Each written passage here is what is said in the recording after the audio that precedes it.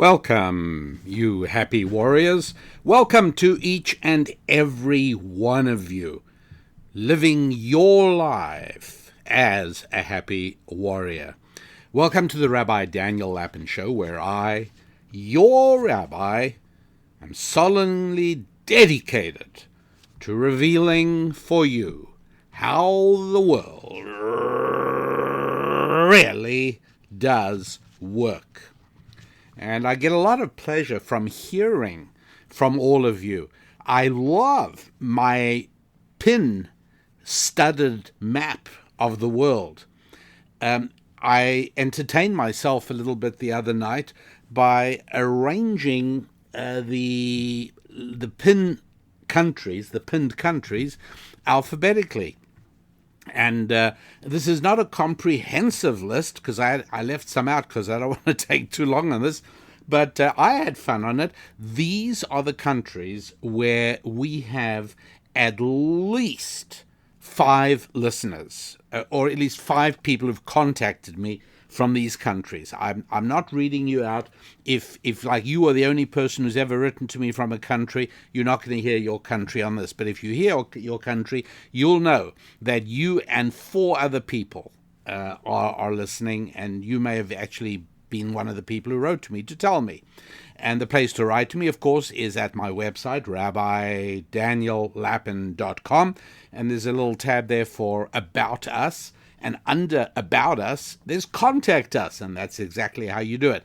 So wherever you are listening, welcome to all of you from Argentina and Angola and Australia, from Burundi, Bulgaria and Brazil and the Bahamas, from Canada, China and Croatia, Denmark, Estonia, France, Germany, Ghana, Hungary, Iceland and Israel, Jamaica, Kenya, Lesotho, Lithuania, Malawi, Mexico, Namibia. Namibia is what used to be Southwest Africa. It's a fascinating country. 5 listeners, well actually 5, more than 5 have told me that they're listening from Namibia, which is great. New Zealand, Pakistan, Philippines, Poland, Russia, Singapore, South Africa, Spain, Tanzania, Uganda, United Kingdom, United States, and Zambia and Zimbabwe. That's a nice listing of countries. That means I could go traveling and I would have friends everywhere I arrived in those countries. I'm not going to be talking today about the George Floyd protests. I'm not going to be talking about the looting and the destruction. I'm not going to be talking about statues being pulled down, not only in the United States, but elsewhere in, for instance, in the United Kingdom, by people who are so ignorant that they don't even know who the people were whose statues they are defacing and demolishing. I'm not even going to go into the question, which I would like to deal with at some time, how this I am now persuaded, for certain very specific reasons that I think you'll find interesting, this is not a protest for justice anymore. No, I'm not sure it ever was. And this is very simply nothing less than a revolutionary attempt to overthrow Western civilization in general, America in particular, with a lot of well-intentioned people being used as useful idiots who have no idea of what is really going on behind the scenes, by the people supplying the money and the organizational power and the encouragement to make all this happen. How it even ties in to the COVID virus and the shutdown. All of these are things that are part of a big topic for discussion, and I certainly intend to deliver that. But why not now? I'll tell you why not now. Because minds are set in concrete. Those of you who have decided that this is the only way to solve the problem of American racism, which is endemically installed within the very fabric of the country, and America's always been racist and always will be racist. Look, if that's how you feel, nothing is going to change what you are feeling. And if, on the other hand, if you are more inclined to see these actions as destructive, and you see that looking at the reality, regardless, right? Do I really have to say that I thought that the police action on George Floyd was terrible? Look, if you're a long-time listener to the show, you've heard me talk about prosecutorial excess. You've heard me talking about police excess. Let me remind you that a number of years ago on this very show, I devoted more than one show to what I saw as a huge problem, which was that the government had arranged for the Department of Defense and the Pentagon to supply weapons to the police forces around the country. And I said at the time, you have the ludicrous situation of small little towns with populations of less than 20,000 people, where a serious crime is jaywalking or dropping litter, and they receive from the Pentagon armored patrol vehicles, assault weapons, virtually enough equipment to equip the SWAT team of New York or Moscow or Johannesburg. It's not a good thing. And I explained at the time that giving a police force a huge amount of these offensive weapons is a bit like giving a little boy an electric drill. It's irresistible. He's not going to be able to stop himself from drilling holes everywhere. Right? That's what happens. And I said at the time that supplying police forces with all this extremely aggressive and heavy-handed weaponry was going to increase the tendency of police forces to behave. Not everyone, obviously. Right? I don't have to issue that caveat. I'm not pointing fingers at every single law enforcement officer, obviously not. But that police departments and law enforcement agencies that should not be battering down doors of citizens at 4 o'clock in the morning are going to do that when they have the ability to show up in an armored vehicle and they're given the equipment for bashing down doors. Yes, it's going to happen, and sure enough, I don't want to say I was a prophet because it was pretty obvious. Anybody knew what was going on. And I spoke about this. However, all of that notwithstanding, if you think that the protests have nothing to do with racial justice, but everything to do with hurting America, then listening to me talking on the subject would be like torture. It would be like me massaging you with warm margarine. No, only the real thing. Butter, of course. So that's why I just don't believe that it is a good time yet. Passions still run high. Emotions and feelings control this, not thought. And I've seen that that's what's happened. I've engaged in a number of conversations, and I'm not going to do that anymore because I like conversations to be valuable and to be worth the time they take. And that simply isn't possible right now. So I'm going to talk about something that applies all the time, everywhere. I'm going to be looking into something that you may have thought about yourself. But even if you haven't, it is relevant to where you live. It's relevant to how you live. And although I'm talking primarily about the relationship between individuals' rights and the rights of the community in a city, this is nonetheless equally applicable to talking about what may be happening in your own family, right? Where it's very possible that you have teenage children and you have discussions about the tension between their rights as independent children and the rights of the family, of the home, of the what passes for the community. And the principles that we are going to uncover by the time we get to the end of today's show are principles you will be able to use. But I'm hoping that it provides just a little bit of respite a little bit of peace and tranquility and pleasure during a time where almost every discussion, every article, every program is about the tensions roiling Western civilization at the moment, most particularly in the ultimate expression of Western civilization, and that is the United States of America. So that's what we're going to move on to, and I hope you find it useful and pleasant, as I found it useful and pleasant to explore the topic and to record it.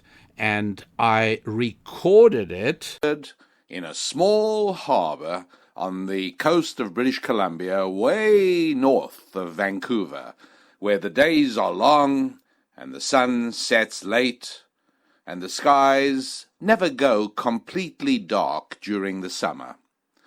The harbor is filled with seals in the water and eagles overhead. And this little harbor has been at the heart of this region's fishing industries for about 100 years. And there are fishermen here who go out every morning who are children and grandchildren and maybe great-grandchildren of people who fished here in the last century.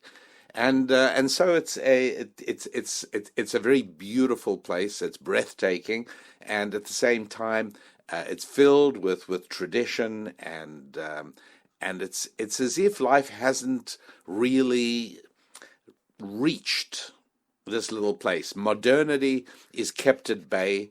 I will tell you that it is difficult to contemplate the problems and the perplexing predicaments facing the world from this location. But nonetheless, it did stimulate this particular program, and I'll tell you why it is. I was thinking about the fishing boats, and I was watching one go out this morning, and they're heading out and they're fishing for salmon, halibut, cod, mostly salmon. And just a few miles further out are gigantic fishing factory ships that come from Japan and come from China, and they're fishing over here. Now, before I even get to them, I was thinking to myself that this presents a classic example of what economists call the commons, which is to say that as the fishing boats flock out of this harbor every morning, each fisherman has an incentive to catch as many fish as he can. The more fish he catches, the more he sells, the more money he makes, the better he can support his family and pay for diesel for his boat and replace his fishing equipment that gets worn out, put aside something for when he gets older. All of that is improved the more fish he catches. However, one has to imagine that there comes a point at which, if you have enough fishermen fishing, and they are fishing with enough skill and competence and maybe even technology. Yes, there are fish finders today, electronic fish finders. I won't go into how they work for the moment. They don't go out there and find you fish, but they sure show you fish under your boat. They do show you schools of fish, but there comes a point when using all of this that you are hauling fish out of the ocean, or at least out of this part of the ocean, more quickly than they reproduce and replenish. And then as time goes by, you fish out the region, and yes, other fish from other areas could come in, but I don't know that they do, and I'm not sure. There is too much that I certainly don't understand about fish, and that people in general, that the world of fish sciences doesn't quite get either. the whole mysterious drive of the salmon to return to its birthplace, it's got to be the weirdest thing. I have seen salmon thrashing their way upstream, and they exhaust themselves, and they actually arrive back at small streams and rivers, and in the case of where I saw it in Lake Washington, and they struggle in from the Pacific Ocean into the Straits of Juan de Fuca, and from the Straits of Juan de Fuca they struggle into what's called the Seattle Ship Canal, and they even get through locks. There's a special salmon staircase that tourists can come and watch. And then they get into Lake Union, and then they get into Lake Washington, and they swim all the way through Lake Washington, which is, 20 miles long, until they reach a specific stream or river that flows into the lake, and they go up that river. What on earth drives the salmon to do that, and why should it be that way? I've often thought that the salmon should really be a religious symbol. I mean, that zeal and that dedication to go against the current. And that's right, they swim upstream. I'm sure you've seen the wonderful photographs. A number of nature photographers have captured images of grizzly bears in British Columbia and in Alaska, standing in waist-deep water at the top of a little rapids or the top of a little waterfall, and waiting for the salmon, because the salmon are going to come leaping their way and desperately swimming their way up the waterfall. And they do. I mean, who ever thought a salmon could swim vertically up into the air? But that's exactly what they do. They leap, and then they thrash their tails for the last, and they'll go up, 2, 3, 4 foot. And of course, the bear is waiting for them at the top. And these bears get fat. They eat so well off salmon. But what an amazing thing. We have no idea at all why salmon do this, but it's a remarkable thing to behold. So there's a whole lot we simply don't know about fish, but you would think, and certainly from what I know, there are fisheries that get overfished. For instance, the area around Monterey in Northern California. Well, you'll remember the lovely books by John Steinbeck, Cannery Row, for instance, where that area of Monterey was a center of the fishing industry, and they fished and they canned. Cannery Row, that was where the fish canning companies worked. And again, they got a point where that ended. There were no more fish there. And there's a cannery in Butedale in British Columbia, which is also, again, fascinating to see. It's in a magnificent inlet. Honestly, it puts anything in Norway. You've heard of the beautiful fjords of Norway. Forget it. Forget about it. They pale into insignificance compared to fjords in British Columbia. And up one of these fjords is a town called Butedale. Used to be a big fish canning operation. It's gone. And you go in, there's like a ghost town. The houses are falling down, the pier is collapsing. And, at some point, I imagine somebody's going to go in there and turn it into a sports fishing resort or something, I suppose. But right now, it's quite creepy to see what's happened there. But at any rate, it does seem as if you can overfish an area. So my question is, how do you balance what would appear to be the rights of any fisherman to go out and fish, right? You should be able to do that. You can, I can, all our friends can, all these other fishermen around me today can do exactly the same thing and go out there and catch their salmon, as many as they want. But what happens when this activity eventually threatens the survival of salmon in the area? Now, again, I'm not, as I think you probably all know by now, I'm very far from a panic-stricken environmentalist, I can assure you. But the indications are that you can overfish. And again, just from a logical point of view, I don't know a whole lot about fishing, but I certainly know even less about catching, I will confess. I've fished more than I've caught, but I have caught salmon, and not extensively, but I don't do much fishing now, and I'll tell you why. I know people love it, and I mean I'm just looking at the people going out this morning, early in the morning fishing. They're doing that, but it doesn't particularly grab me so much. And I'll tell you where it really bothered me. It bothered me that by the time I amortized the cost of my gear, and a guide, by the way, because I discovered that trying to do it myself without someone who knows the local waters was a total waste. I ended up amortizing it out and realizing I was paying about $30 a pound for salmon. And right there on the dock that I'm looking at, every evening when the fishing boats come back, they sell beautiful big salmon for less than $3 a pound. And so as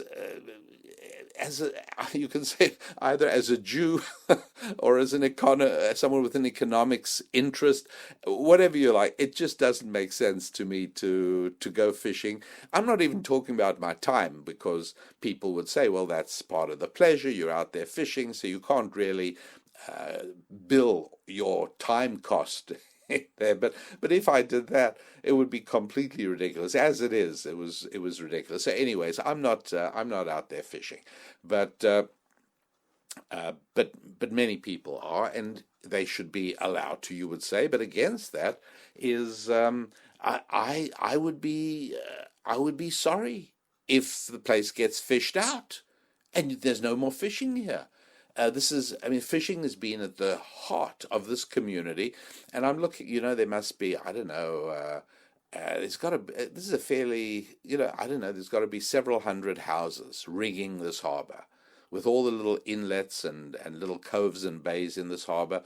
There's got to be several hundred houses, and for the most part, they're occupied by people who are in some way connected with fishing, and let's imagine, the place gets fished out.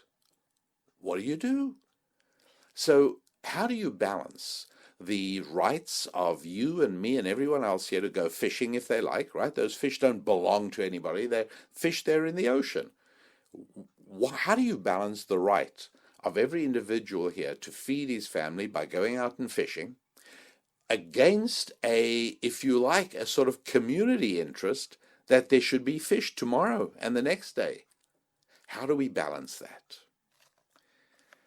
Now, I will tell you that I start off with a basic presumption that the good Lord presented humanity with a comprehensive blueprint for coexistence. And so I start off with the assumption that there is a moral solution, that there is a correct moral approach as to how to deal with the question of an individual's rights versus the community's interests. And that is what I wanted to explore and investigate together with you. I'm recording it on a small boat lying at anchor in a small harbor in British Columbia, with a number of different members of my family on board. People sometimes look at the boat and say, how many people does it sleep? And of course the answer is just depending entirely on how friendly people are willing to be and how tolerant people are willing to be. And this is it's not our boat. It's a boat that we've been allowed to use, which we very much appreciate and enjoy.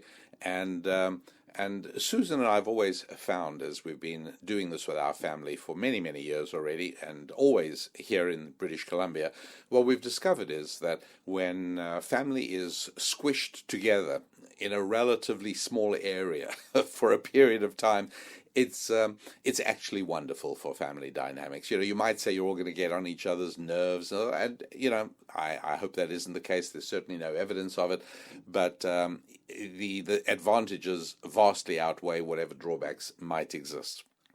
So yes, everyone is squished together, but it is a wonderful period of family togetherness that Susan and I cherish immensely. And on top of that is the breathtaking beauty of this part of British Columbia that has always been a part of our family's memories, to so much of an extent that almost, unless we go to a place we've never been to before, and there's so many of those, but almost anywhere we've actually been to in the past, we arrive at, and our faces light up as we recall to one another the memories of what happened here, what year, and which child got left behind on shore because we thought we had everyone before, when we upped the anchor and started heading out, until somebody from the Coast Guard hailed us on a big loudhailer asking if we've got all our children. Yeah, embarrassing it certainly was, but at the same time, quite a memory. And yes, turned out one of our daughters had got intrigued at the local volunteer fire station, and the fireman, she'd wandered off, and the firemen were showing her around, and she was having the time of her life, and somehow or another, we thought we had everybody aboard, and this has happened to us more than once. We do not think of the movie Home Alone as an improbable comedy. We see it as a very normal part of big family life. So at any rate, jumping back a generation, when I was a kid, one of the interesting approaches to education I remember was my father giving me broken clocks to try and fix. And I ended up with quite a collection of them. And, I'd take them apart and see all the little wheels and the little cogs and the mainspring. And I ended up knowing a little bit about how clocks work. Of course, all of that is totally and completely useless today, because I don't think you could even buy a mechanical clock. Remember those clocks? You wind them up at the back, and some of them had a separate winder for the alarm. So there was a spring that would ring the bell, and there was another spring that kept the clock movement going and keeping time. And he used to give me these clocks. Sometimes he'd give me one that worked, and said, you might want to take it apart and put it together again. I took them apart dutifully, and I don't think I ever got one back together again as it was meant to be. I don't think so. So, and eventually I remember realizing, and did I ask him and he told me, or did I realize myself? I'm not 100% sure, but he might have told me. But why was he, what was the point of this? So it wasn't just to frustrate me. No, he wanted me to realize that there's not infinite choices in everything in life. And part of the mistaken idea that people grow up with, and particularly in America, the idea that you can be anything you want to be, that's such a bad thing to inculcate in children. And people do it all the time. Educate, you can be anything you want to be. No, that really isn't true.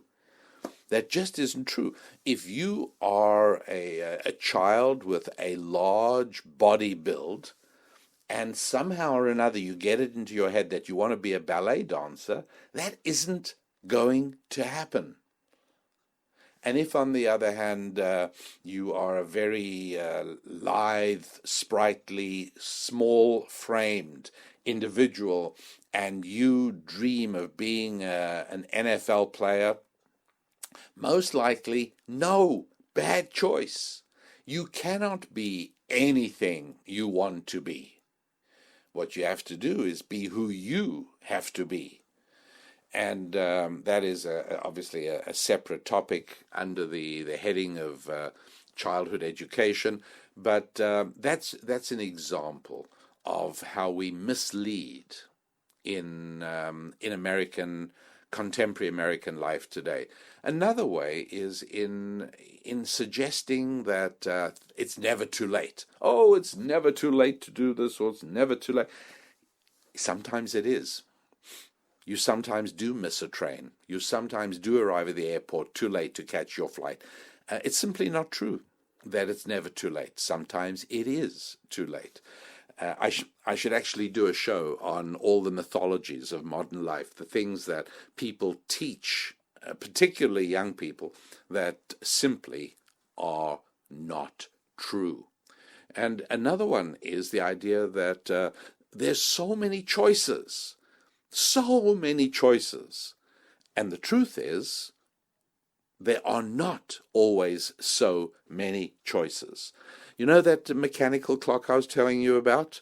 Do you know how many different ways there are of putting it together again when all the pieces are laid out on the table?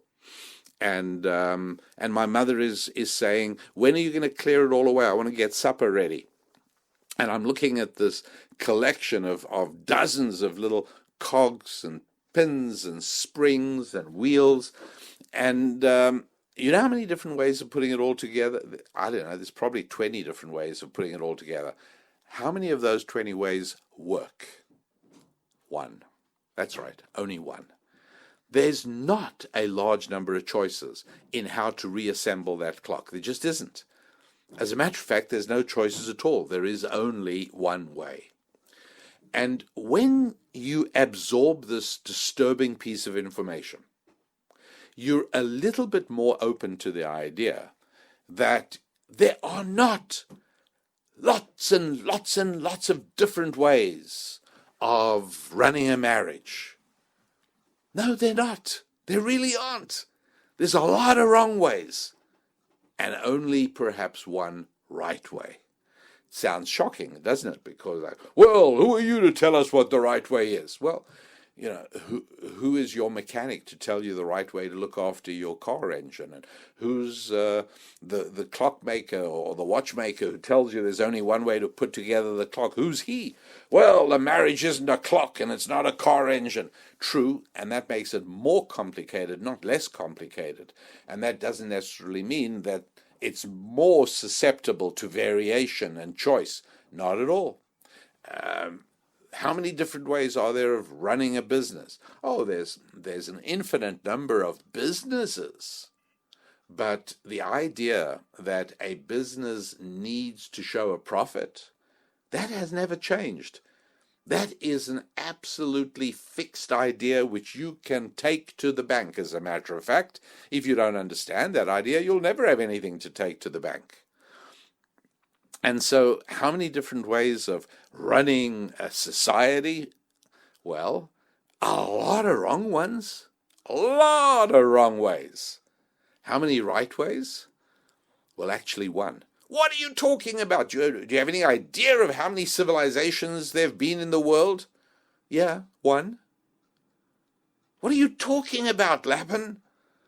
Well, I fully concede that there are thousands of cultures in the world, and in the history of the world even more. About 5,000 that have been documented. Did you know it was as many as that? This is quite interesting. Yeah, about 5,000 different cultures.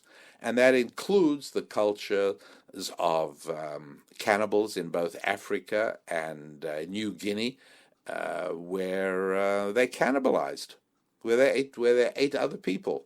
Yeah, those are cultures. They're not civilizations, but they certainly were cultures. And how about all the different cultures today in the world that flock to Europe or to North America? How about them? Yeah, all kinds of different cultures. Civilization, the right way to run a civilization? Well, let me just clarify. I don't think there's anyone doing it right in the world today. But I think the culture that came closest to getting it right and functioning as a civilization was Western civilization. And predominantly, and I will tell you this, I know this is disturbing and it's politically incorrect, but that doesn't mean it's not true. And so I ask you, I beseech you, I really do, I beseech you to not dismiss what I'm about to say out of hand. Just consider it. Again, we're taught by today's culture to closed-mindedly vigorously reject anything that either doesn't fit the politically correct model or is said by somebody who has been demonized.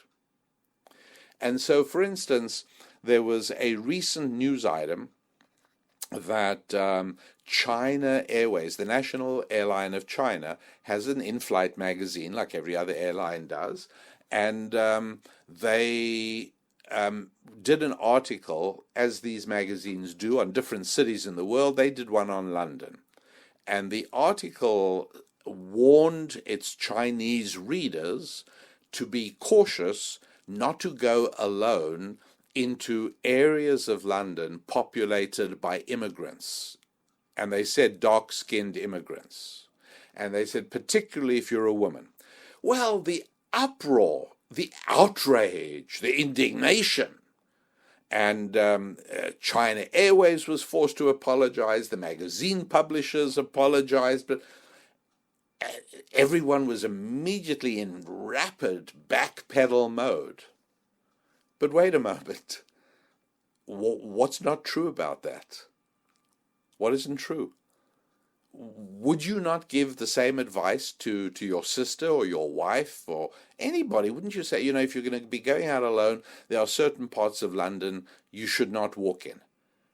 Wouldn't you tell people the same thing about New York City? Wouldn't you say there were certain places in Brooklyn or the Bronx or even in Manhattan where you'd say to someone, don't walk alone there after dark? That's all that the China magazine did. China Air's magazine did. Now, I agree, politically incorrect, and that it was totally rejected, as if it was bad advice. But it wasn't. So very often, information is tossed out, in spite of the fact that it's true, because it offends current contemporary sensibilities. And so I ask you, as a favor to me, not to do that, until you've had a chance to weigh it up objectively. And if I'm wrong, then I'm wrong, and you can tell me that, and we can discuss it. And if indeed it turns out to be that case, I'll concede and apologize naturally. But what was I going to say? I was going to say that not only is it Western civilization in general, but I'm going to say particularly the English-speaking world. There are crowds and crowds and crowds of people struggling to get to Europe. And many of them are settling in Germany, many of them are heading to the Scandinavian countries. But you know where the largest number are headed? Thousands of them are currently camped in migrant camping sites in Calais. Calais is on the English Channel. It's near where the undersea Channel tunnel comes out in France. It's near the rail terminals, the truck terminals, and they're trying any way they can to smuggle their way into trains and trucks to head to England. They're going to England. I would say that the height of civilization was attained by the English-speaking people. Western civilization in general, but particularly if you look at the history of the 20th century, I would say, yes, the English-speaking people. My website is youneedarabbi.com, www.youneedarabbi.com, and read up about something called the Thought Toolset. It's a 3-volume set of 3 different volumes, each one entitled Thought Tools, each one containing a collection of more than 50 ideas. And what I'd recommend you use it for is conversation. Why do you want to have political conversations at the dinner table, right? Particularly in times of turbulent political intrigue and intense passions. You don't get very much benefit. If you're lucky enough to be able to have a dinner, either a family dinner table or sometimes even getting together with friends for dinner, isn't it nice to be able to say to them, what do you think about this idea? This is a moral dilemma. and I've been thinking about it. We read this from something Rabbi Daniel Lapin presented, or you can leave that out, I don't care. But what Thought Tools, this 3-volume set does is give you more than 150 such ideas with their biblically based resolutions. But it's really for everybody. This is not specifically for and exclusively for religious people. It's for open-minded people who are okay with the idea that there might be a viable and valid ancient solution to a very modern problem. And that's what Thought Tools is really all about. Website, youneedarabbi.com. And I thank you, as always, for investing your time on this show and spending a few minutes together with me. Some of you extend that still further by communicating with me either on Facebook at Rabbi Daniel Lapin or on Twitter at Daniel Lapin, at Daniel Lapin, or on LinkedIn. That's right, there too. So I appreciate all of that and value those contacts and connections. You're also able to connect with us on our website at rabbidaniellapin.com. Both Susan and I are now present there, since it is such a lovely, modern, practical, usable website. We connect with you there as well. So we value two-way communication, not just passive, not just listening to a show like this or reading Thought Tools, but so much more of a relationship. And yes, that's something we do cherish. And so what I'm discussing is the very disturbing to modern ears, idea that there are not dozens and dozens of multicultural civilizations, all equally good to one another. This is complete nonsense, and the proof of it is that all these academics and intellectuals who tell you this about multiculturalism and assure you that no civilization or culture is better than any other, funnily enough, not too many of them go to live in Liberia. Not too many of them move to Zimbabwe. Not a whole lot of them move to Bangladesh. There's not a lot of them living in Goa. Yeah, that's the Indian subcontinent. And no, you'll notice that they are living in places where their privileged and luxurious lifestyle can be sustained, namely under Western civilization. That's where they are. And where they take their vacations, again, very seldom do they go to Somalia for their vacations. They go to Italy for their vacations. Now, I went a little bit further than that, and I said not just Western civilization, and again, let me just stress, I don't think Western civilization today is doing it right. I don't think the United Kingdom or Germany or France, certainly not the United States, I'm afraid, none of us are doing it right. But there is a right way to build civilization. Closest to it, those who came closest to it in the past, and when I say past, over the last few hundred years, were the English-speaking people. And why do I say that? I say that because while Italy and France and Germany certainly are part of the Western civilization model, and certainly a place where Asians and Arabs and Africans flock, because even in its currently impoverished state, Western civilization in the form of Italy and France and Germany is still so way ahead of anything that those various peoples are leaving behind them when they move to the West. And so, yes, France and Germany and Spain and Italy, yeah, these are parts of Western civilization and way beyond anything that the migrants of the Middle East and North Africa leave behind. Otherwise, they wouldn't go.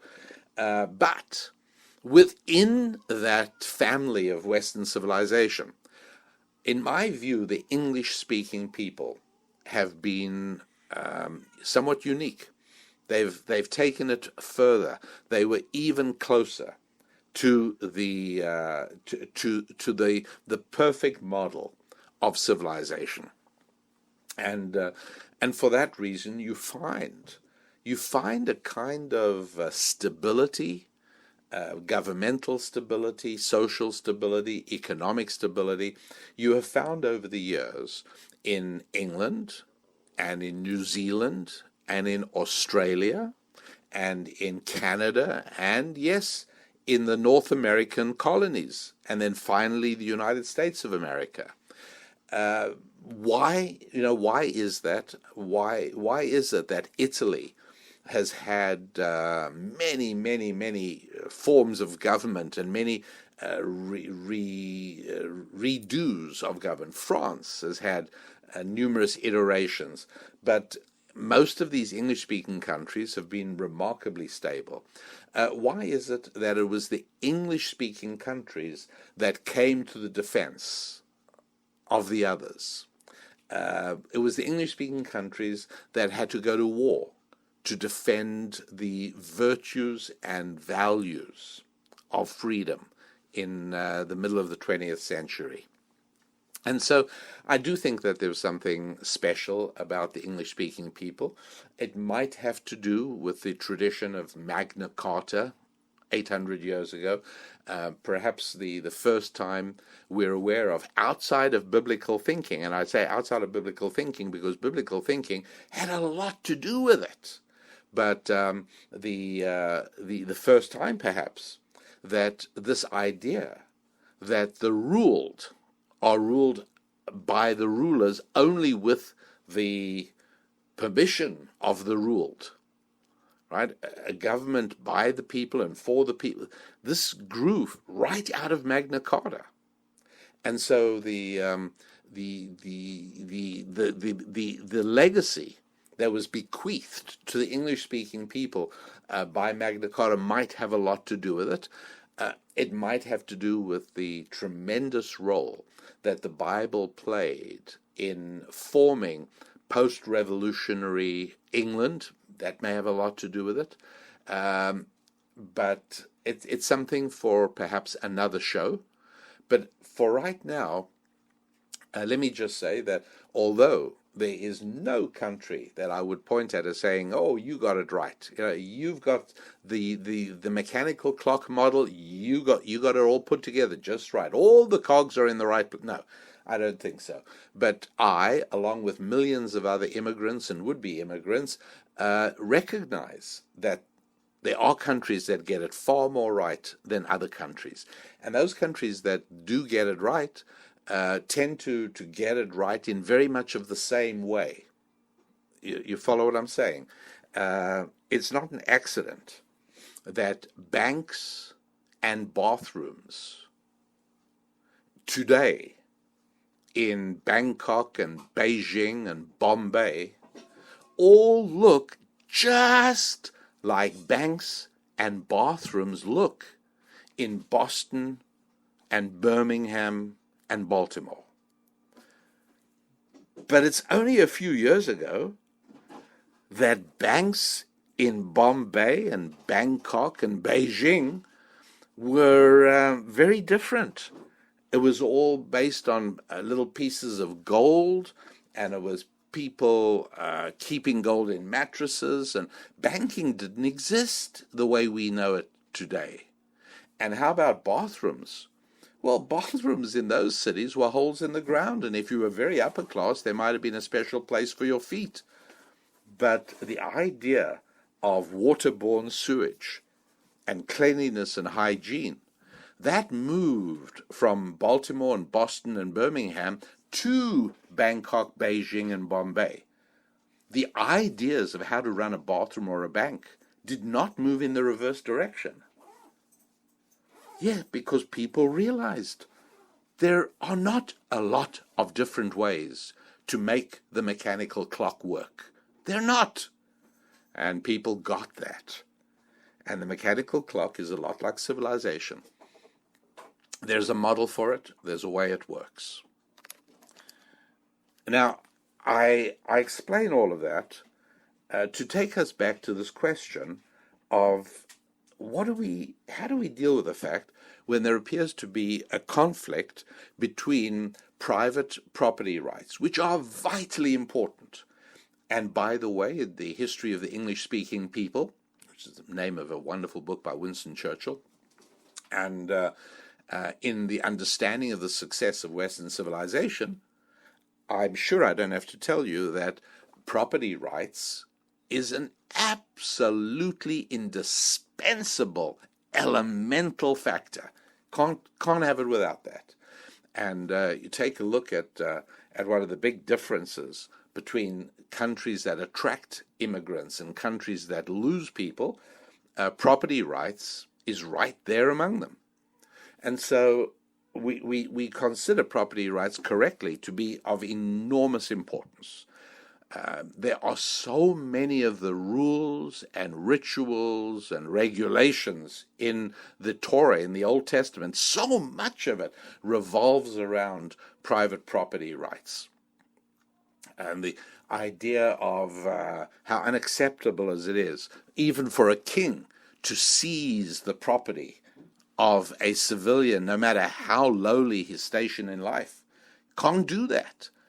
The Bible is immensely protective of private property rights, and so we have an enormously reliable foundation to rest upon when we speak of the importance of property rights.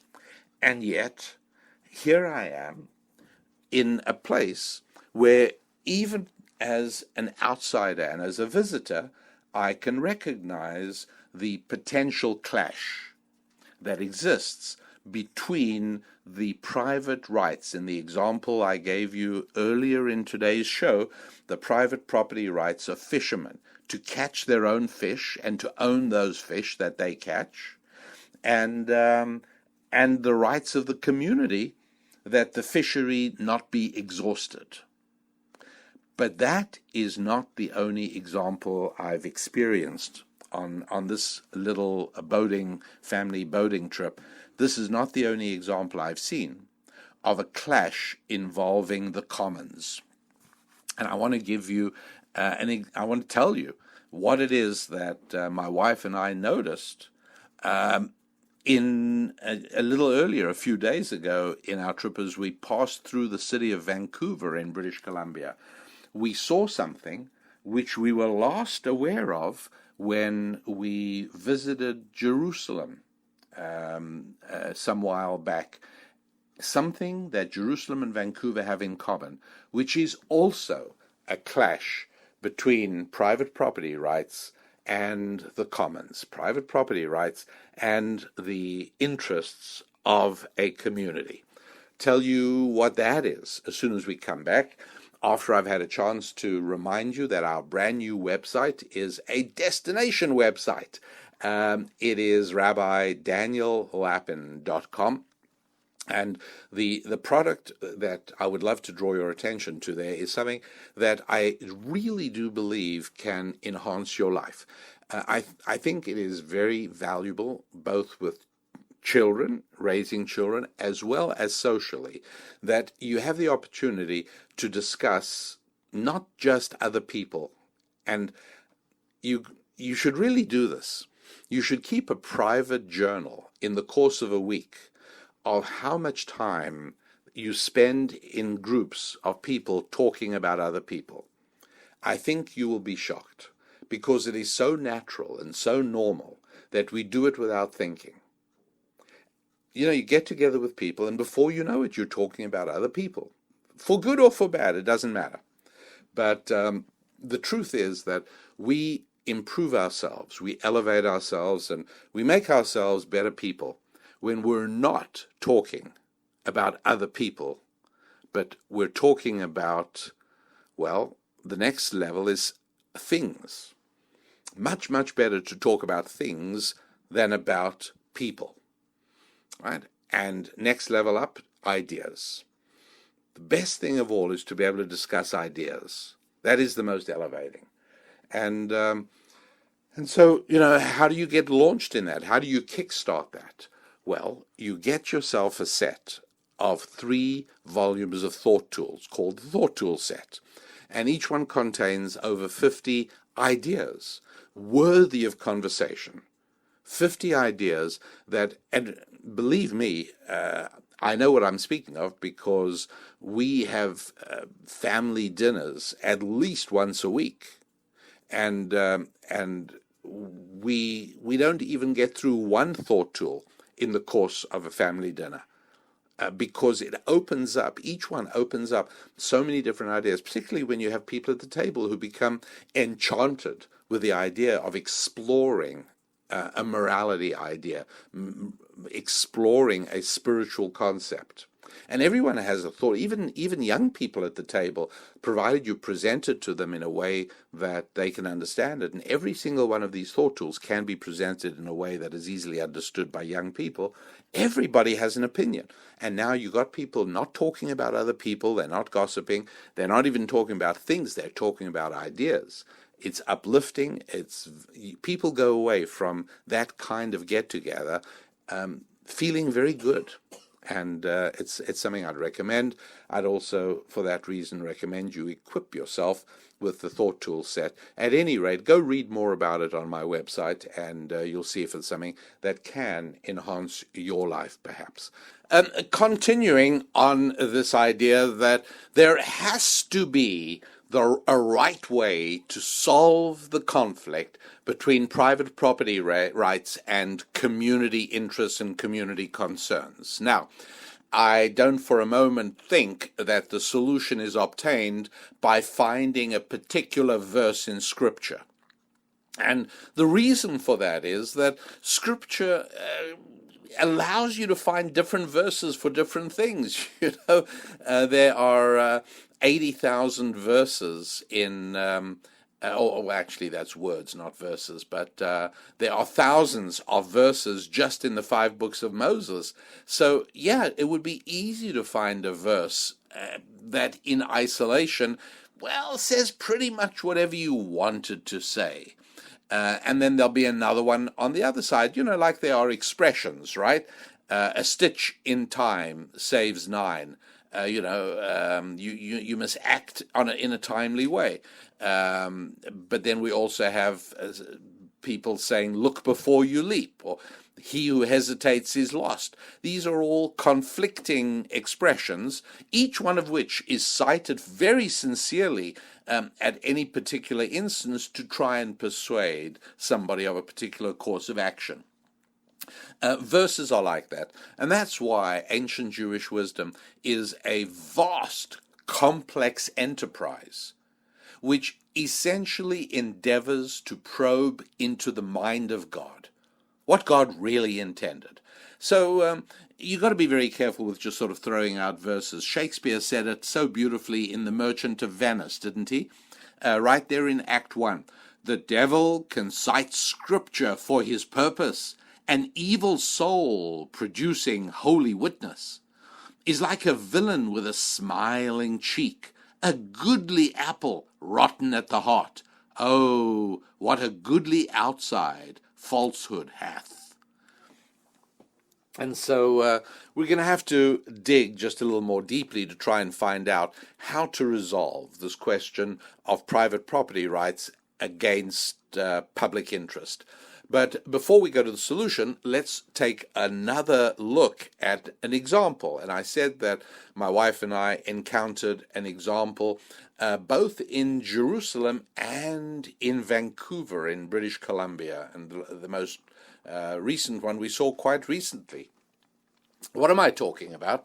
Well, we've been on family boating trips in British Columbia year after year after year after year for decades. We've been doing it for a long time now. And so we invariably arrange things so we spend one weekend in Vancouver, docked at a harbor. We always go to the same harbor in the city of Vancouver. We dock for the weekend because operating the boat systems on the Jewish Sabbath, on the Shabbat, is problematic. I mean, just to give you one example, we Jews do not activate electricity on the Shabbat. The reason is because the fact is that when you turn on an electrical device, like a pump, for instance, you are completing an electrical circuit. And when you complete an electrical circuit, there is a minute spark created at the point of contact. This is why it is that electrical devices like relays eventually wear out. And what happens is there's tiny arcing across the contacts. Even a switch that turns on a light, you can sometimes open it and take a look, and you'll see slight burning on the actual point of the contact where it happens.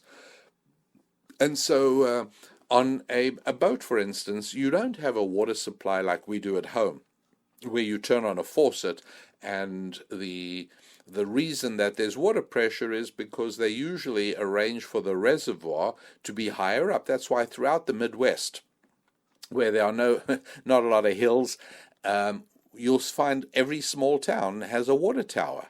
There's an enormous tank on top, and kids like climbing up there and sitting up on the catwalk on the water tower. That's a time-honored tradition. But the reason for that water tower is to keep the water at a height so as that it's higher than all the faucets in town, and so that when you turn on your faucet, you've got the weight of that water high up in the air pushing the water into your sink or your hands or your bathtub or whatever you're doing. But on a boat, the water is carried way down at the very bottom, below the water line. One of the reasons for that is that water is heavy, and you want to keep the boat stable, so you put heavy weights down at the bottom, not near the top, where it would contribute to a diminishing of the boat's stability. And so how do you get water on the boat? Well, you turn on the faucet, and immediately a pressure switch in the water line detects that there's a drop in pressure, because there's the accumulator tank has a little bit of air pressure in it, and the water dribbles out of your faucet. But as quick as a flash, the switch detects a drop in pressure and turns on the pump. So again, it's a minor matter. It sort of would appear to be a somewhat distant causation. I turn on the faucet, and the water, the pressure switch feels a drop in pressure, turns on the electric pump. The electrical pump starts pumping and raises the pressure, and the water flows out of my faucet. At any rate, we prefer not doing that on the Sabbath, and so we always dock somewhere on the Sabbath where we can connect into city water and just become self-sufficient in that way.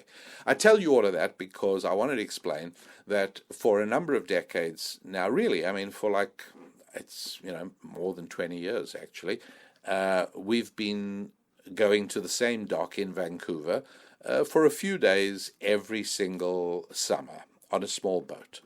And what we've noticed is the construction of large modernistic skyscrapers. And these contain apartments or condominiums, where they actually sell the units inside. Some of these are fairly large with, maybe 40, 50 units, maybe even more. I mean, some of them are tall. And there's some of them are exotic. The architecture is unusual and bold, and we've watched in one particular part of the city. This goes on over a large part of the most desirable parts of Vancouver, I should say. But in one particular area overlooking Vancouver Harbour, an area that used to be just open land and parks. I think there were city parks there, if I remember correctly.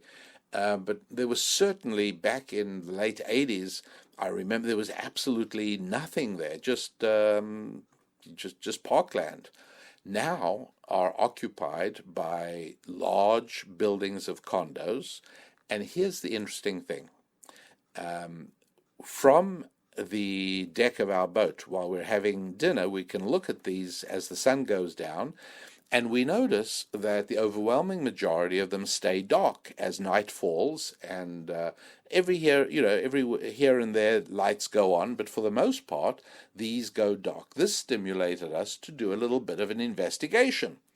And we didn't have to ask very far before we found the solution. The solution is that the overwhelming majority of these condos have been purchased by Chinese investors or families looking for some security. In other words, it's a landing site in the event of problems.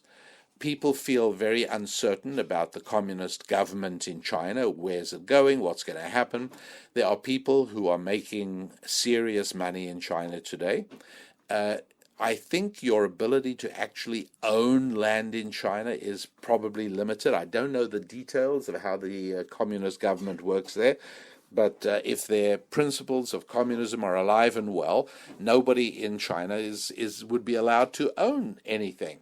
And in any event, because at any point the government could become increasingly repressive and maybe even try and clamp down on you or somebody else who's trying to build a life there, those who can afford it buy apartments in Victoria and Vancouver in Canada and in other places around the world. But I think one of the reasons Vancouver is so popular is it's very, very reminiscent of Hong Kong. People who know both cities comment on that. Very, very reminiscent. And so it's a comfortable place for folks who are concerned about the possibility of having to bail out of Hong Kong, bail out of mainland China, having somewhere to go.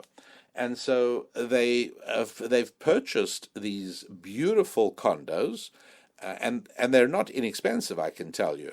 But even more than not being inexpensive, this influx of purchases from China has driven up the prices way beyond the reach of most ordinary Vancouverites.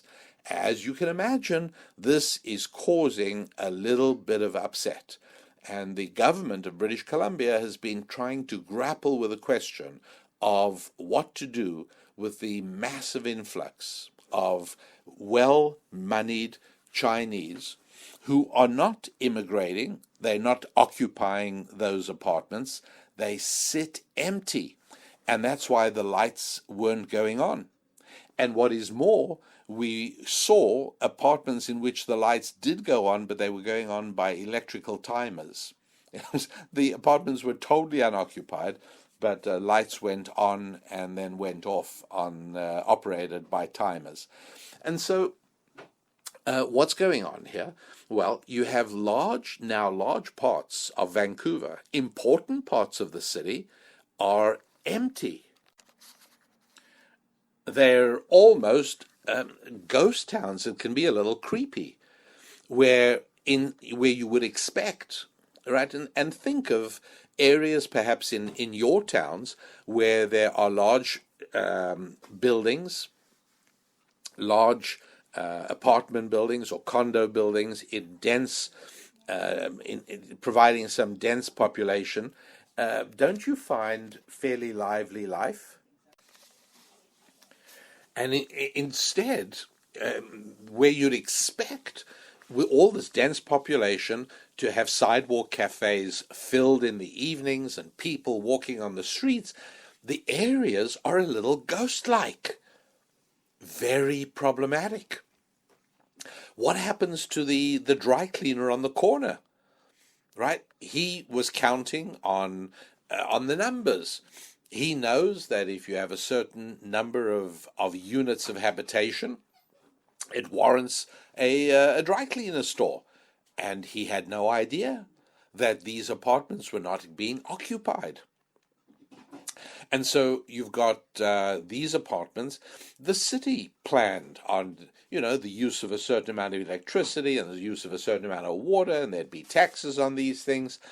And instead, these apartments in huge numbers sit vacant all the year. Sometimes people come for a few weeks in the summer. But for the most part, they're vacant.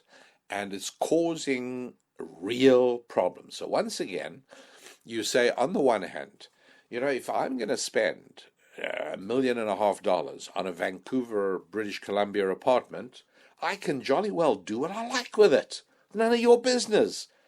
If I want to occupy it, I'll occupy it. If I want it to sit vacant, I'll have it sit vacant. It's mine. Is that right? Well, let me tell you a little bit about Jerusalem. That's right. You would think that Jerusalem is immune to the problems of Vancouver. Right? The two cities could hardly be more different. Our website, youneedarabbi.com or rabbidaniellapin.com. It doesn't matter which avenue you use to get there. Just go there and admire our new website. You can comment on the website as well on some of the teachings there, which I think you'll find useful. I know we find it fascinating to see the interaction that goes on. We value that. And also read up about a product I did want to tell you about. It's a fantastic resource called the Thought Toolset. It's 3 volumes of thought tools. As I've said earlier in the show, it's more than 150 spiritual strategies, more than 150 ideas that have real practical import. And you'll be able to get a bit more of a sense of it if you read up about it on the website, rabbidaniellapin.com. Ladies and gentlemen, that's right. Not welcome back an entire gender spectrum. No, welcome back ladies and gentlemen. Because if there is one thing that you are entitled to count upon in exchange for your investment of time in the Rabbi Daniel Lapin Show, it is knowing that what you will experience here is how the world really works.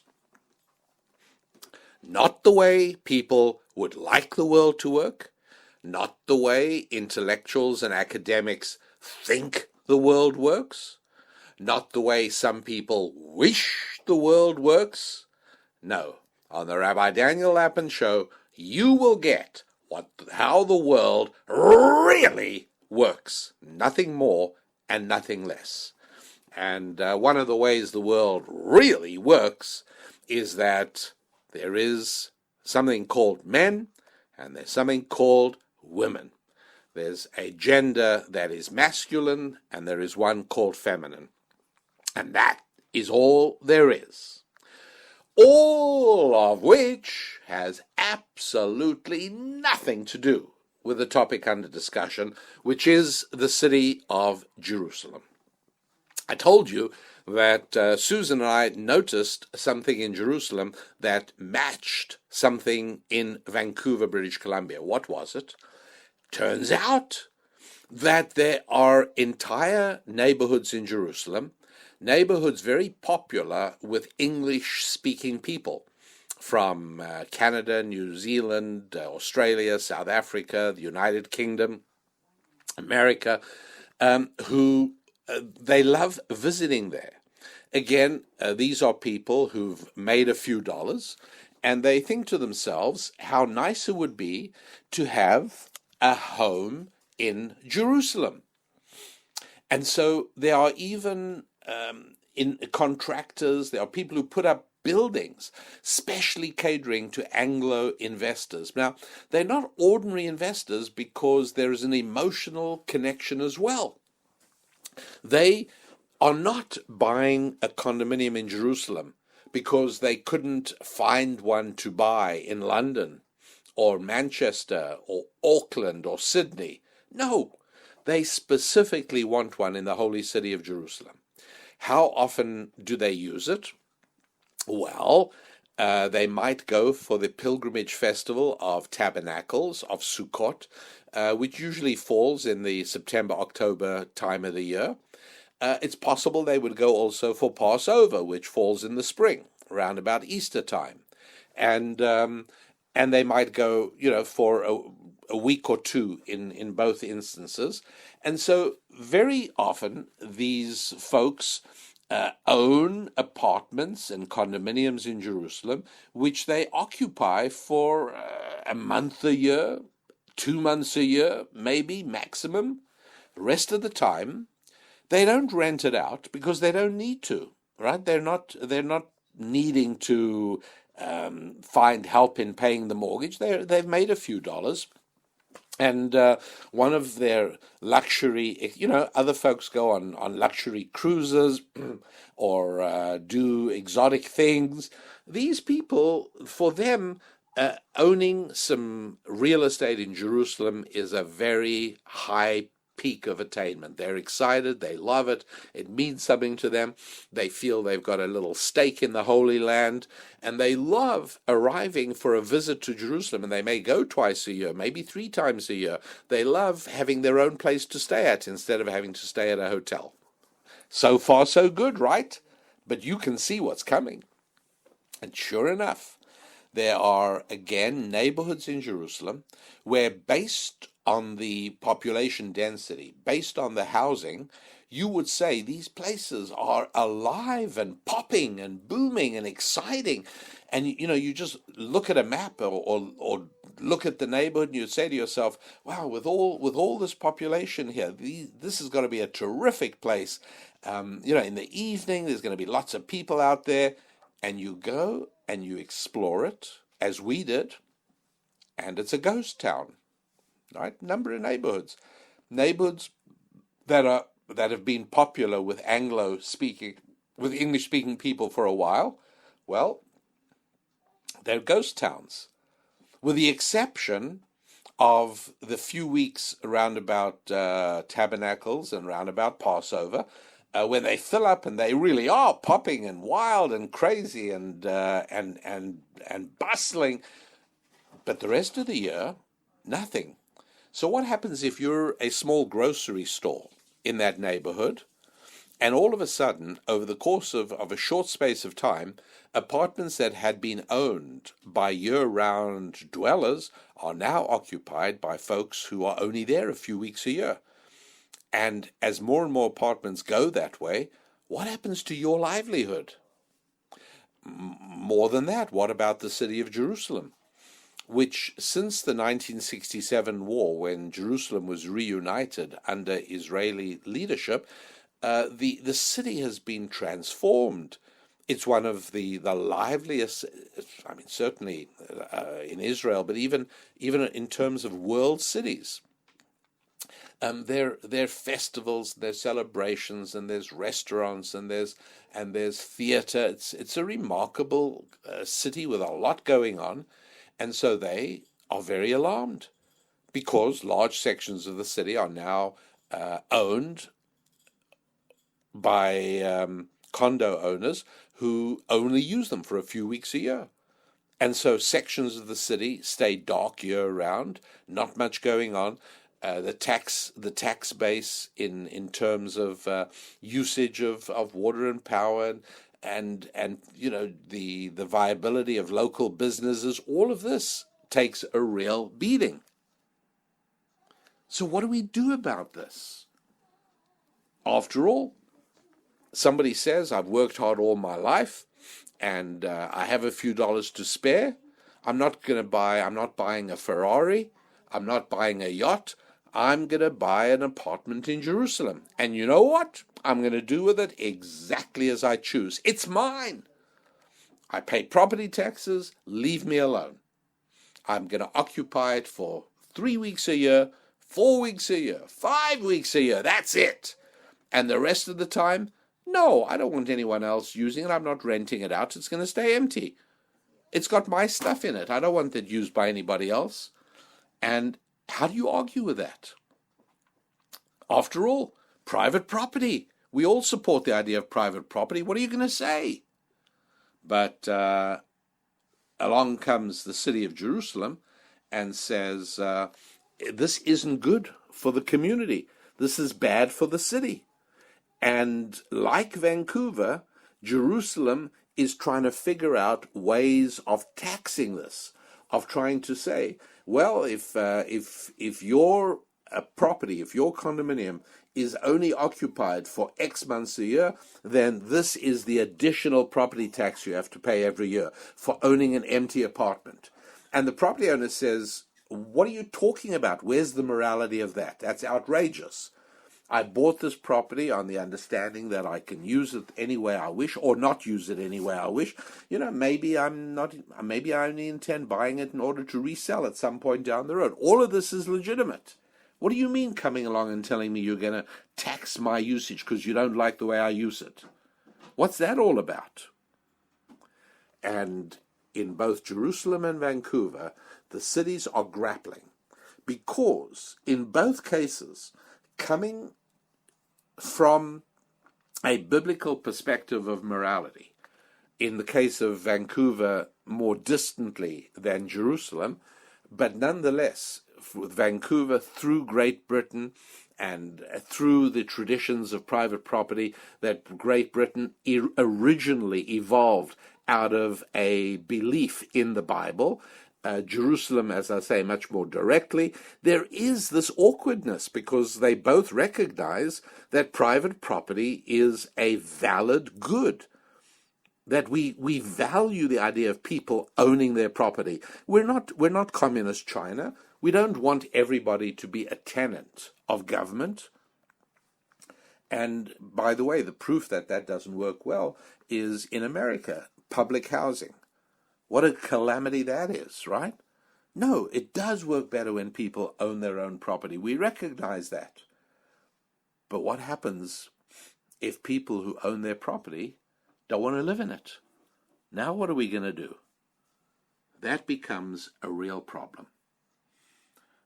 How do we deal with it? How do we find a moral solution? How do we balance the needs of the city of Vancouver, the needs of the city of Jerusalem? How do we balance the needs of the community with the rights of the private individuals? Rabbi Daniel Lapin Show, my website, rabbidaniellapin.com.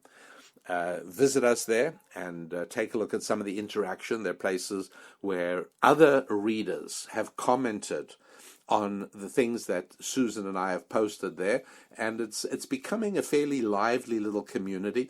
We want to make it even more so. That's what we're working on. So with your help, we look forward to that. While you're there, read up about the Thought Toolset, because I think it is something that if you don't already possess, it's a very small investment to make sure that you really can turn gatherings into uplifting experiences.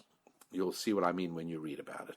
I am Rabbi Daniel Lapin, coping and struggling with the perplexing problems and puzzling predicaments of modern life by utilizing the lens of ancient Jewish wisdom, trying to explore a basic idea, which is that the good Lord did present humanity with a comprehensive blueprint for coexistence.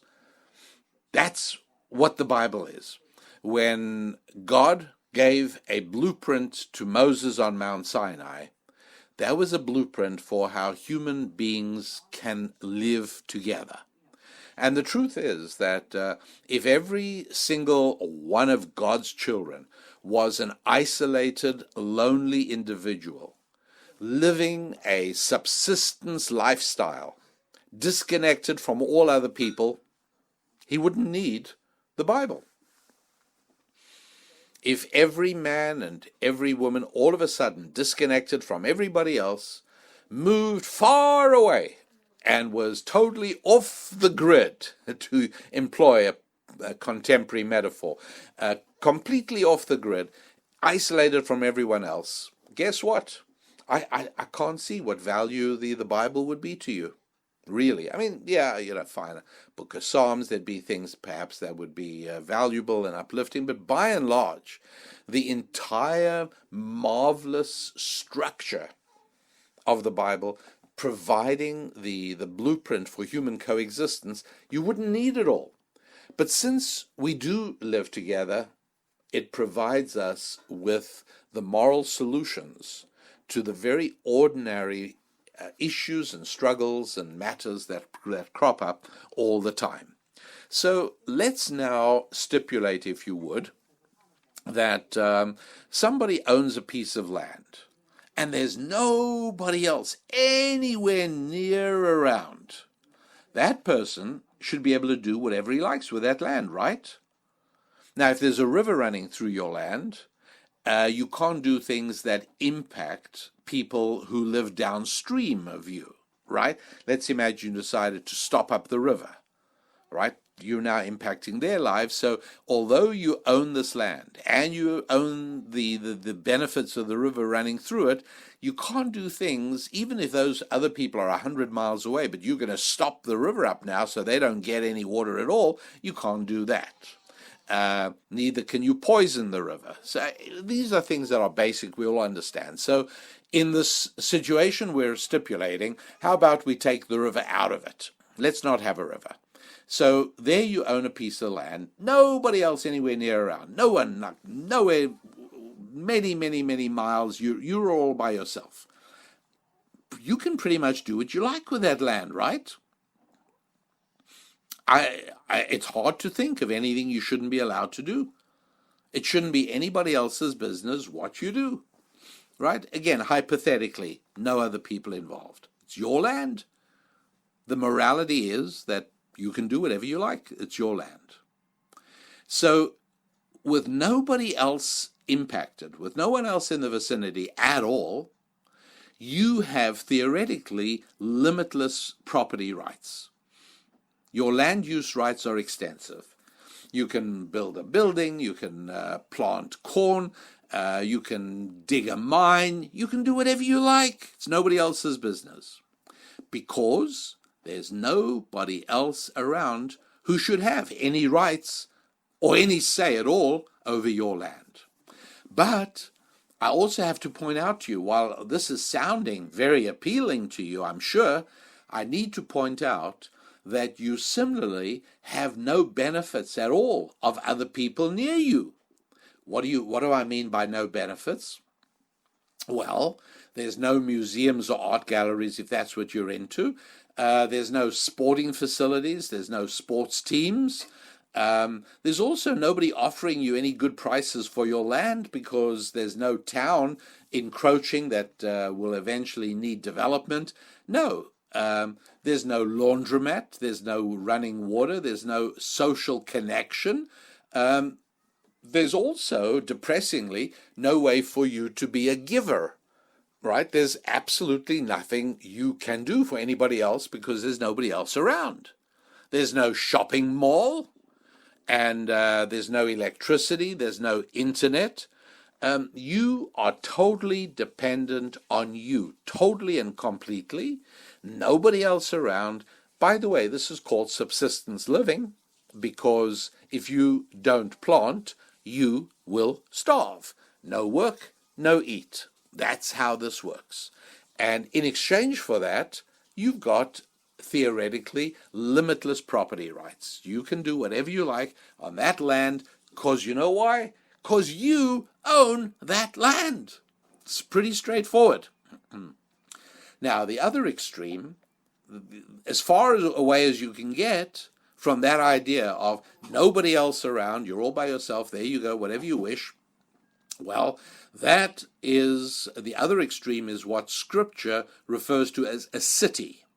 Now, you've got to understand that when the Bible uses the word city, and again, I'm not going to go into the Hebrew meanings of the word and the etymology, but if we were to study this in the Lord's language, in the language of Hebrew, the word city, which in Hebrew is an ir, would actually tell you quite a bit about what I'm about to tell you now, which is that the city means something. In biblical nomenclature, it has a designation. It's not just a big bustling place. It may be, it may not be. And that's why it is. Think about the first city in Scripture, right? Where's the very first city? Built by Cain. That's right. Cain killed Abel.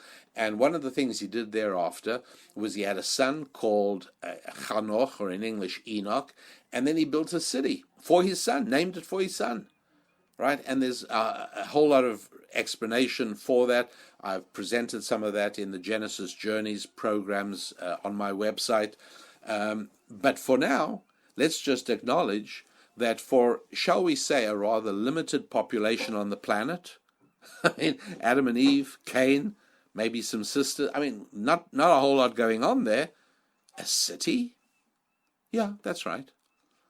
That's right. And that's why it is that we find in the book of Deuteronomy, when Israel is now approaching the land and Joshua is going to be taking them into the land, and they come through Transjordan. They come through the east bank of the Jordan River, and they're about to arrive at the Jordan River, and they're going to attack the city of Jericho, and that's going to be not in the book of Deuteronomy, but in the very next book, which is the book of Joshua.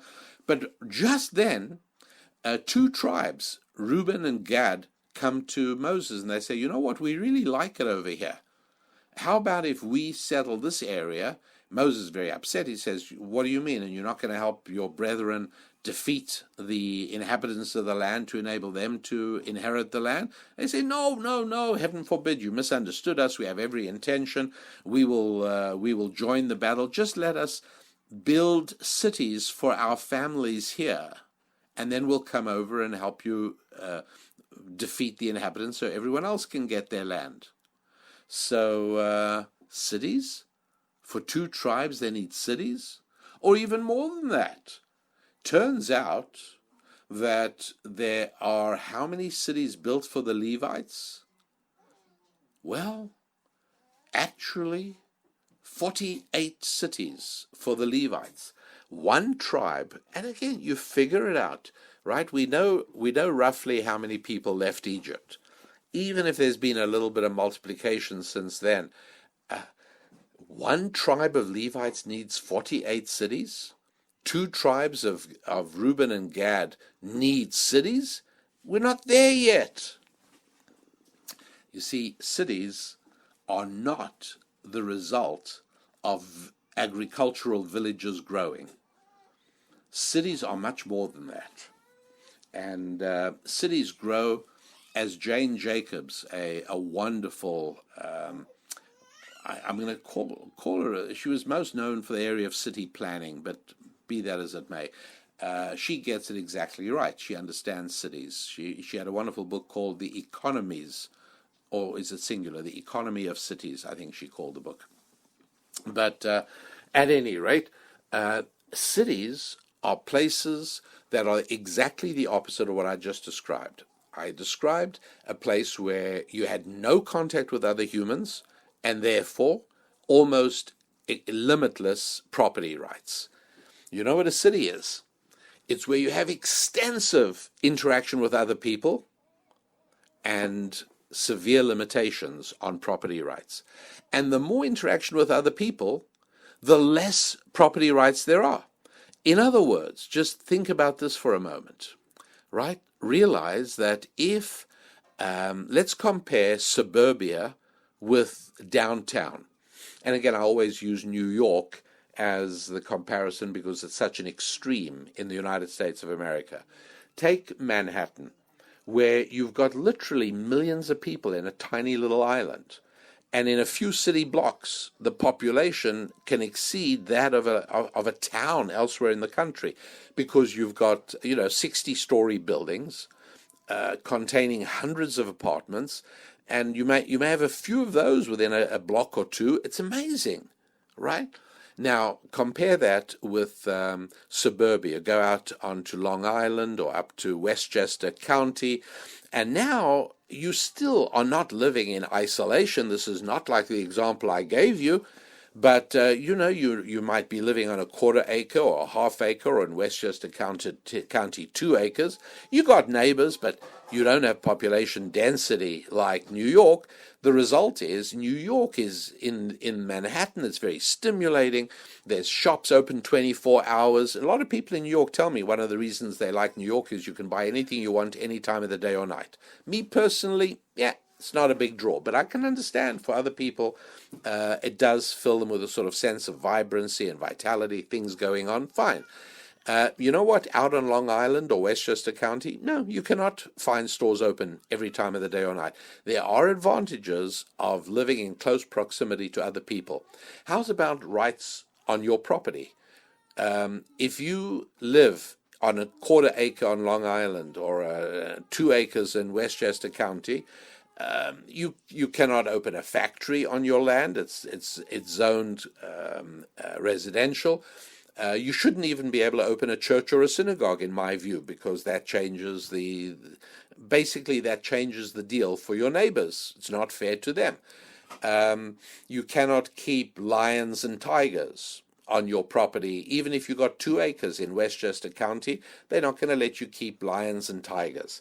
If you've got a 1/4 acre on Long Island and you decide you want to slaughter your own beef, and you bring in animals, and every Friday you have a little slaughtering program, so you've got beef for the week, not going to be allowed. You can't do that in a residential neighborhood. But you can do a whole lot of other things. You've got space. The regulations exist, but they're not extensive. Now you move into an apartment in a 60-story building with hundreds of other units. Guess what? They're going to tell you whether you may or may not even keep a cat and a dog. They may tell you all you can keep is a goldfish. This building doesn't allow pets. They may tell you that. They will regulate the number of visitors you can have. They'll regulate the noise at any time of the day or night. I don't know about America, but in the city of Zurich in Switzerland, if you're living in a building with more than a certain number of units, you may not flush your toilet after 10 o'clock at night, right? Because there's common plumbing throughout the building. And it's disturbing. The plumbing gurgles as people do whatever they're doing. So it's not, I mean, it sounds preposterous. It sounds ludicrous. But it isn't. Because if you're living to that extent on top of other people, it comes with a lot of advantages. But yes, flushing your toilet after nighttime can wake people up. Pipes run up and down the building. Mustn't do it. Sorry about that. Leave the toilet, flush it after 7 o'clock or 6 o'clock in the morning, whatever the regulations say. But that's the deal. That's what you have to submit to in exchange for the benefits of living with other people. Do you follow? So in general, the rule is the more isolated you are from others, the fewer the restrictions, but also the fewer the benefits, obviously. There are benefits from living in close proximity to other people. You make more money when you live in close proximity to other people. That's right. That's why money is made in cities. It's one of the reasons cities grow constantly. That's one of the natures of cities, because a city becomes a human magnet. It brings people in. And more people come. And that's to the benefit of everybody there. But you do relinquish some of your property rights. Does that make sense? That's how it works. And so, to go back now to the idea of fishing, for instance, what a country does, and again, British Columbia does this, what countries do is, first of all, they impose territorial waters, right? And they say, we are unilaterally declaring that our country's rights extend 3 miles out from our coastline, 12 miles out from our coastline. You can say 20 if you like. It shouldn't be the United Nations business. It's none of their business. The United Nations is a farce. It shouldn't even exist. It certainly shouldn't be an expense. But a country can unilaterally say, this is our property, and our Navy will protect it. Now, if you're a country with no naval ability, you have no military power, you lack the ability to protect your waters. It's one of the reasons that countries do need navies. China is an example right now of a country which is very aggressively flexing its military muscles, and the notion that, basically all the Western crybabies who've become impotent little girly nations run to the United Nations, they run to the International Court in The Hague in Holland, and they say China's expanding its sea rights, it's expanding its borders, and its territorial waters have expanded. And so The Hague issues a ruling, they're out of line there. And you know how much attention China pays to that? Frankly, if I was advising the Chinese, they're doing exactly what they should be doing, acting in their own interests and they've spent the time, they've invested the energy and the money in building a navy, and the stuff's all scary, by the way, but it's how the world really works. And they are taking over the Spratly Islands. They're keeping out other people's fishing boats from their areas. And yes, that they're exactly right to be doing that, because they can do it. Well, might doesn't make right. No, that's true in interpersonal relationships, but it's not true in international relationships. I'm sorry, but actually their might does make right. And perhaps a discussion to be expanded upon in another show. But the rules really are different for countries, and it is to our tremendous detriment in the United States of America that we've had successive governments that have eroded our military capability to such an extent that other countries are noticing that and are increasingly aware of our inability to advance our interests, let alone protect them. But in theory, that's what happens. So British Columbia says, okay, fine, our territorial waters extend to here. If you are a Japanese factory ship or a Korean factory ship, you are not allowed into our territorial waters. And again, I think we are probably we can look forward to a time in the near future where Chinese fishing boats may well start increasingly ignoring this rule and essentially defy North America to stop them. What are you going to do? And it becomes a real question, because you not only need military strength to protect your interests in this area, you also need the moral willpower to deploy it, and we lack that almost as seriously as we lack hardware. But once you've established your territorial waters, what you now do is you have to do an auctioning system or a licensing system specifying how much everybody can fish. And that's exactly what the point at which the East Coast fisheries arrived at, where the government even was paying people to destroy fishing boats, to reduce the amount of fishing. It had got out of hand. Again, it is what economists call the problem of the commons.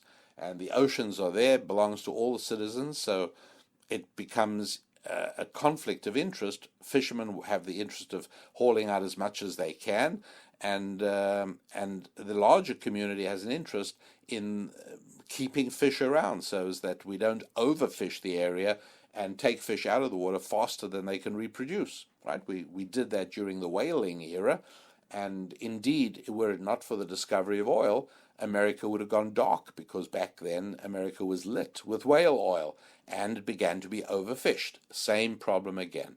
And similarly, Jerusalem and Vancouver, the cities do have a right to say, look, there are enormous benefits. This property you own wouldn't have nearly the same value if it was out 50 miles from the Grand Canyon. You chose to buy your home in Jerusalem or Vancouver precisely because of the benefits of the city. That benefit comes with a restriction on your property rights. And exactly what mechanism we'll use, I don't know, but we are going to come up with something that makes it detrimental to you on some level to leave your house empty. We want you to find a way. We're not forcing you to live in it, but we are forcing you to either have relatives live in it or rent it out, or if you really don't want to do that, then we are going to tax you in a way that will somehow enable us to maintain the vitality of the city, even though you are in violation of the deal, as it were. Anyway, that is the overview of a biblical approach to property rights based on the biblical idea of a city with all its advantages and all its disadvantages, and how this applies to problems that economists grapple with all the time. Fortunately, I am more than just an economist. I have a belief that the good Lord did provide us with a marvelous matrix of morality called the Bible, which provides us with guidance and insight into exactly how every predicament resulting from human interaction can best be resolved in the most moral way possible. And that is as far as we can go in today's show. I hope you enjoyed it. Thank you very much indeed for spreading the word. You're doing great on that, by the way. The number of downloads and listenerships continues to climb every week, which fills me with exhilaration, which I hope you can even hear in the show itself. And I also would like you to visit our website at rabbidaniellapin.com and take a look at what is in the store, whatever is available, because, and this, I always hate doing this, but it's an inevitability, as everybody knows, prices, unfortunately, are going up just in order to keep us functioning. We haven't raised prices for, I believe it's over 4 years.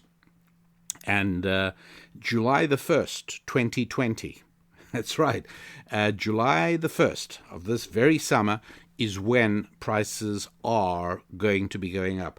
So, sorry about that. It's just how things are.